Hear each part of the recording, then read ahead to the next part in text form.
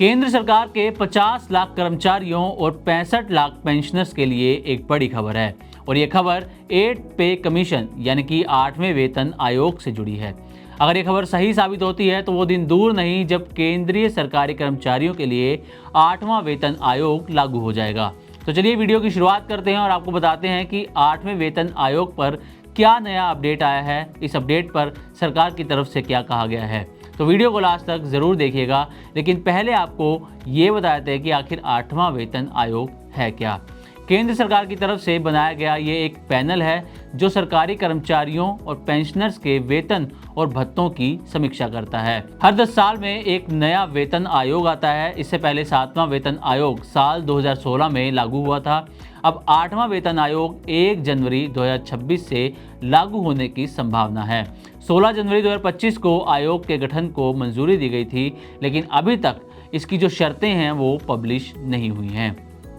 अब आते हैं मेन पॉइंट पर कि 8वें वेतन आयोग पर क्या नया अपडेट आया है। दरअसल एनडीटीवी प्रॉफिट से बातचीत के दौरान national council joint consultative machinery के स्टाफ साइड के सचिव शिव गोपाल मिश्रा ने कहा है कि हमें उम्मीद है कि रेफरेंस की शर्तों को सरकार की मंजूरी जल्द ही मिल जाएगी।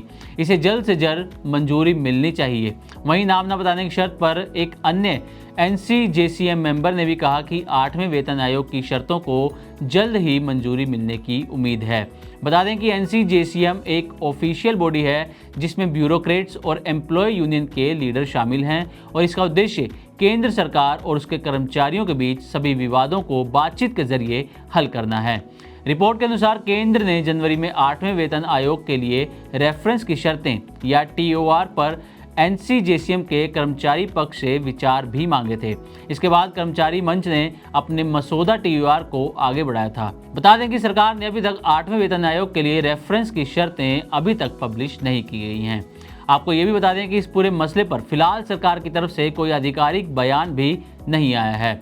अब ये भी जान लीजिए कि अभी कितना DA मिलता है। फिलहाल 55% जो है वो महंगाई भत्ता मिल रहा है और मार्च 2025 में इसे 2% बढ़ाया भी गया था। मूल वेतन पर आधारित होता है महंगाई भत्ता और समय समय पर CPI के आधार पर इसमें बदलाव भी होता रहता है। अब ये भी जान लीजिए कि किस फॉर्मूले पर सैलरी तय होगी। दरअसल 7वें वेतन आयोग में जो फिटमेंट फैक्टर था वो 2.57 था। इस हिसाब से न्यूनतम मूल वेतन 7,000 रुपये से बढ़कर 18,000 रुपये हो गया था और पेंशन भी 3,500 रुपये से बढ़कर 9,000 रुपये हो गई थी। अब 8वें वेतन आयोग के लिए फिलहाल फिटमेंट फैक्टर का खुलासा नहीं किया गया है, लेकिन फिटमेंट फैक्टर 2.5 से 3.0 के बीच होने का अनुमान जताया जा रहा है। अब NCJCM की क्या मांग थी ये भी जानना जरूरी है। NCJCM ने अपने मसौदा TOR यानी कि टर्म्स ऑफ रेफरेंस सरकार को भेज दिए थे।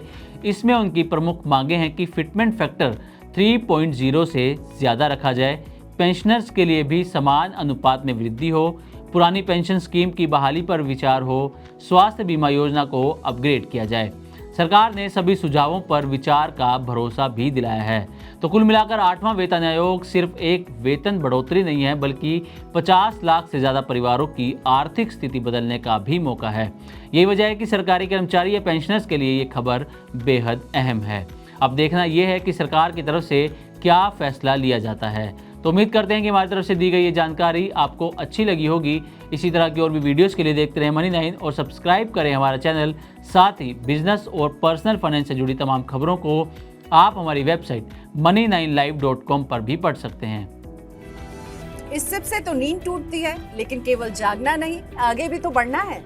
उसके लिए चाहिए एक और सिप। हर महीने छोटी छोटी रकम की इंस्टॉलमेंट यानी सिस्टमैटिक इन्वेस्टमेंट प्लान से शुरू कीजिए निवेश। लेकिन पैसे बढ़ाने वाली कौन सी सिप आपके लिए रहेगी अच्छी? म्यूचुअल फंड सिप से जुड़े हर सवाल का जवाब मेरी सिप मेरा सवाल। सोमवार से शुक्रवार 4 बजे मिलेंगे हम सिर्फ Money9 पर।